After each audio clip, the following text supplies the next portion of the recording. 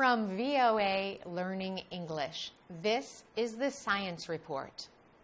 Weather experts say this year could be the strongest El Niño event in recorded history.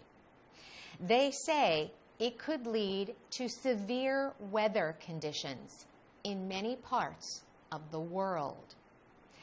El Niño is Spanish for the child. The event usually begins in December. El Niño develops when winds off the west coast of South America weaken. This permits warm water in the western Pacific to expand toward the east and the Americas. At the same time, clouds and rain over the warm water also move east. El Niño conditions happen about twice every 10 years. Usually, the conditions continue for about 12 to 18 months. They bring warm weather to some areas.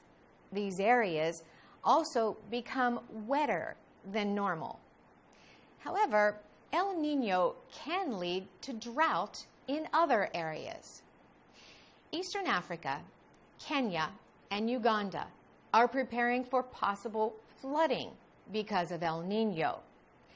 Yet, two countries to the south, Malawi and South Africa, are already dealing with extremely dry weather.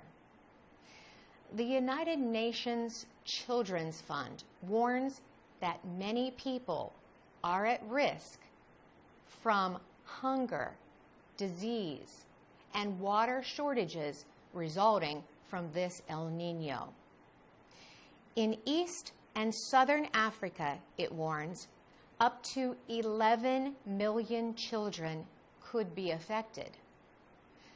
Weather changes caused by El Niño depend on its strength.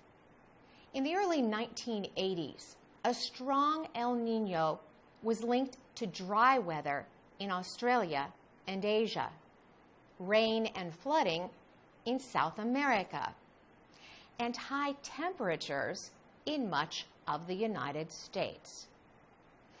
10 years later, a smaller El Niño caused flooding in parts of the U.S. For VOA Learning English, I'm Carolyn Persutti.